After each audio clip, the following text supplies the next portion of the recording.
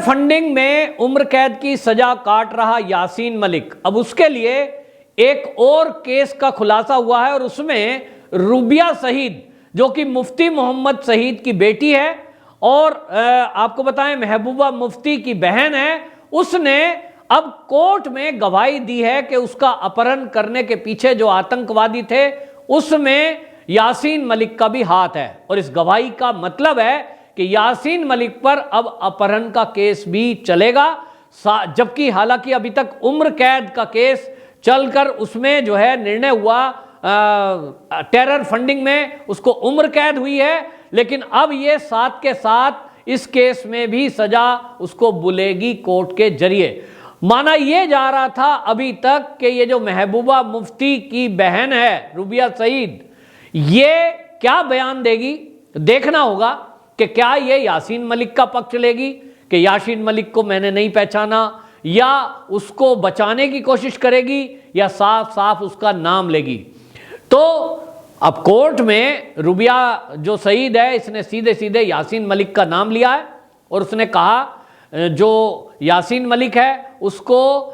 Virtual court में प्रस्तुत किया गया था, यानी वीडियो कॉन्फ्रेंसिंग के जरिए वो प्रस्तुत था, उसको पहचाना और उसने कहा कि जी हाँ ये यासीन मलिक है, मैं इसको अच्छे से पहचानती हूं और ये आतंकवादी है और इसी ने मेरा अपहरण किया था। तो 122 घंटे आतंकवादियों की कैद में रहने वाली रूबिया सईद ने एक तरह से ये खुलासा कर दिया है। दूसरी तरफ अब जो ये राजनीति इस पर हो रही है कि आखिरकार रूबिया सईद ने 30 साल बाद यासीन मलिक को क्यों पहचाना। एफआईआर पहले भी करा सकती थी, केस पहले भी चल सकता था, हालांकि कोर्ट जो सीबीआई का केस है ये भी काफी पहले दर्ज है, लेकिन अब जब 2014 में मोदी सरकार आई है उसके बाद ही क्यों इस केस में इतनी प्रोग्रेस हुई। तो ये चीजें लोग सवाल कर रहे हैं और सवाल ये भी हो रहा है कि एक गृह मंत्री के तौर पर जब रूबिया सईद के पिता खुद केंद्र में गृह मंत्री थे उस समय उन्होंने एक ऐसा निर्णय क्यों लिया कि जेल की सलाखों के पीछे जिन आतंकवादियों को कैद करने के लिए हमारे कई सेना के जवान शहीद हुए थे, बड़ी मुश्किल से उन आतंकवादियों को जिंदा पकड़कर जेल में डाला था, ऐसे खूंखार आतंकवादियों को छोड़ने का निर्णय एक बेटी के बदले कैसे कोई ले सकता है यदि वो देश की चिंता ज्यादा करता। लेकिन उस समय देखने में यह आया कि एक पिता बात कर रहा था ना कि देश का गृह मंत्री, और इसलिए आनंद फानन में यह निर्णय लिया गया कि बेटी के बदले 5 खूंखार आतंकवादियों को छोड़ा जाए। ये आतंकवादी छोड़ दिए गए, लेकिन यासीन मलिक आज ये वर्चुअल जो प्रस्तुति थी उसकी कोर्ट में, यानी वीडियो कॉन्फ्रेंसिंग के जरिए इस केस में जो वो उपस्थित हुआ था कोर्ट में, उसने कोर्ट में एक एप्लीकेशन लगाई और उसने कहा कि मैं फेस टू फेस गवाहों से बात करना चाहता हूं, जिरह करना चाहता हूं, और यदि मुझे इस जिरह की अनुमति नहीं मिलेगी तो मैं जेल के अंदर भूख हड़ताल करूंगा, क्योंकि मैं अपना पक्ष रखना चाहता हूं। हालांकि जो खूंखार आतंकवादी संगठन है JKLF और उसका जो ये आतंकवादी यासीन मलिक है, सुरक्षा की दृष्टि से उसको वीडियो कॉन्फ्रेंसिंग के जरिए प्रस्तुत किया गया था। कोर्ट में यह भी कहा गया कि यदि आपको अपनी बात कोई रखनी है तो आप वीडियो कॉन्फ्रेंसिंग के जरिए ही रखें, आमने सामने आने की जरूरत नहीं है। लेकिन अब देखना होगा कि कोर्ट इसकी इस बात को मानता है कि नहीं, या यासीन मलिक जो उसने कहा है कि वो जेल के अंदर भूख हड़ताल करेगा, करता है कि नहीं। लेकिन इतना जरूर है कि यासीन मलिक के जो गुनाह हैं अब उनका कच्चा चिट्ठा खुलने की बारी है। लोग कुछ भी कहें, लेकिन ये चर्चा जरूर हो रही है कि अब से पहले इस तरह का कोई माहौल ही नहीं था, कि कोई सोच भी नहीं सकता था कि यासीन मलिक एक दिन जेल की सलाखों के पीछे होगा। पहले की जो सरकारें थी, कांग्रेस की जो सरकार थी, हमने देखा कि उस समय देश के प्रधानमंत्री मनमोहन सिंह यासीन मलिक को दिल्ली में अपने कार्यालय में बिठाकर उसको चाय कॉफी और काजू बादाम खिलाते थे, उसको VIP ट्रीटमेंट दिया जाता था, यानी आगे पीछे सुरक्षा की गाड़ियां, और उनको पूरा तवज्जो, एक मेहमान नवाजी उनकी की जाती थी। आज सत्ता बदली, लोग पूछते हैं, लोग हमसे सवाल करते हैं कि मोदी सरकार और पहली सरकार में क्या अंतर है, तो आप देख लीजिए एक बड़ा अंतर है कि कांग्रेस की सरकार में जिन अलगाववादियों को और आतंकवादियों को वीवीआईपी ट्रीटमेंट दिया जाता था, प्रधानमंत्री कार्यालय में घुस जाते थे वो, और प्रधानमंत्री से मुलाकात होती थी, खड़े होकर साथ में फोटो खिंचवाते थे। आज मोदी सरकार आने के बाद उनके गुनाहों का हिसाब लिया जा रहा है,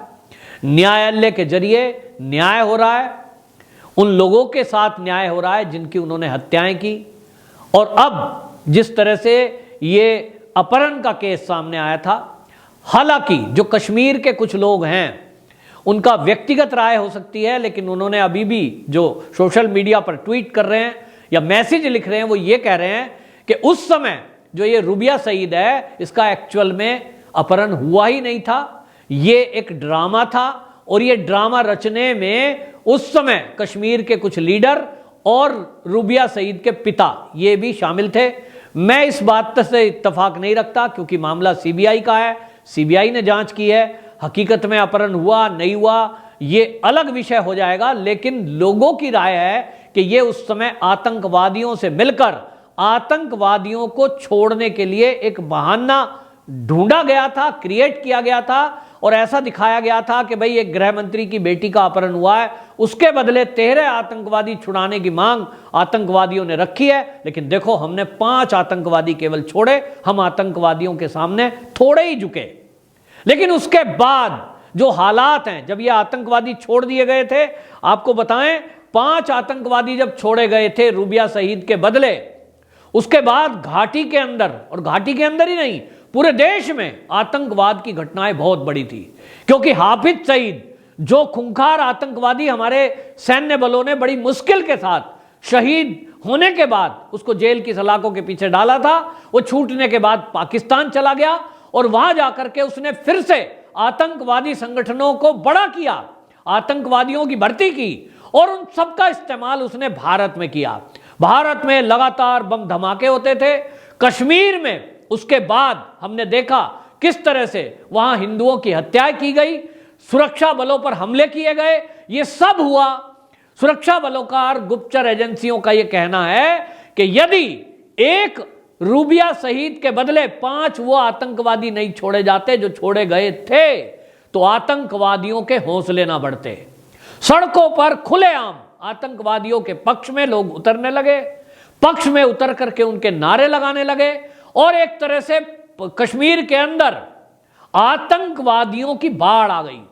आतंकवादियों ने कश्मीर के युवाओं की भर्ती शुरू कर दी, और यह हालत थी कि कोई कंट्रोल करने वाला नहीं था। जब सेना की नियुक्ति की बात आती थी तो जो केंद्र की सरकार बैठी थी वो सेना की नियुक्ति नहीं करती थी, और पुलिस के बस का उन आतंकवादियों को कंट्रोल करना नहीं था। एक तरह से कहा जाए तो उनको बिल्कुल खुला छोड़ दिया गया, और ऐसा लग रहा था कि अब ये कश्मीर भारत का अंग शायद नहीं रहेगा। कुछ लोग भारत में जो बैठे थे, चाहे उसमें वकील थे, कुछ उसमें साहित्यकार थे, कुछ उसमें राजनीतिक दल के लोग थे, वो जब इस समस्या का समाधान की बात करते थे कि कश्मीर के आतंकवाद पर कैसे कंट्रोल किया जाए, तो कहते थे साहब राय शुमारी करा लीजिए, कश्मीरियों की राय पूछ लीजिए,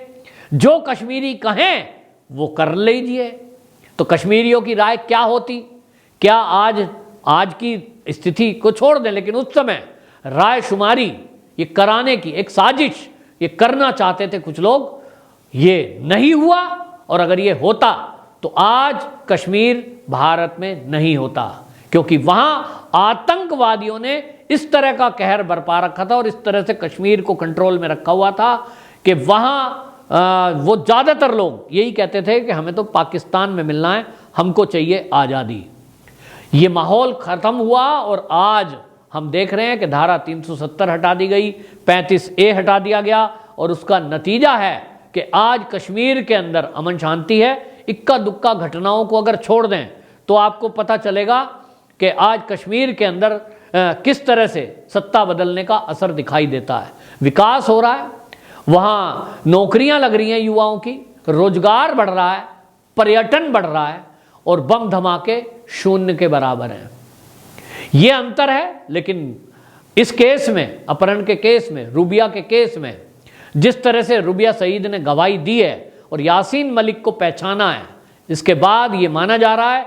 कि निश्चित रूप से यासीन मलिक जो उम्र कैद की सजा काट रहा है उसकी सजाओं में और इजाफा होगा, क्योंकि ये सजा का टाइम होता है उम्र कैद का भी, उसके आगे या साथ साथ अगर उसको सजा मिलेगी ये न्यायालय तय करेगा। लेकिन अभी देखना होगा कि इस केस में यासीन मलिक को क्या सजा होती है। और ये भी अभी लोग देश के देखना चाहते हैं कि यासीन मलिक ने जो और गुनाह किए हैं, जिसमें एयरफोर्स के अधिकारियों की हत्या और कश्मीरी हिंदुओं की हत्या, उस मामले में क्या यासीन मलिक को फांसी होगी? क्योंकि लोगों की राय है, लोगों की मांग है कि ऐसे खूंखार आतंकवादी को, जिसने कश्मीर में हिंदुओं की हत्याएं की, उसकी एक ही सजा है, वो है फांसी। लेकिन इस देश के न्यायपालिका पर लोग अब इस समय का सवाल भी उठा रहे हैं कि हमारे देश में दफा 302 के तहत हत्या के जुर्म में फांसी का प्रावधान है, लेकिन आज तक कितने लोगों को फांसी हुई है, यह भी एक सोचने का विषय है। ये फांसी फिर डाली क्यों है कानून में, जब इस फांसी को होने नहीं देंगे? आतंकवादियों तक को फांसी नहीं होने देते, उनका मानवाधिकार आगे आ जाता है। लोग रिक्वेस्ट करने लगते हैं, फिर बच्चों की फोटो दिखाने लगते हैं, पत्नी के इंटरव्यू दिखाने लगते हैं, फिर उसके अच्छाइयों को बताने लगते हैं, फिर राष्ट्रपति जी के पास पहुंच जाएंगे लोग कि दया याचिका। आतंकवादियों के लिए दया, ये हमारे देश में क्या मजाक बना है?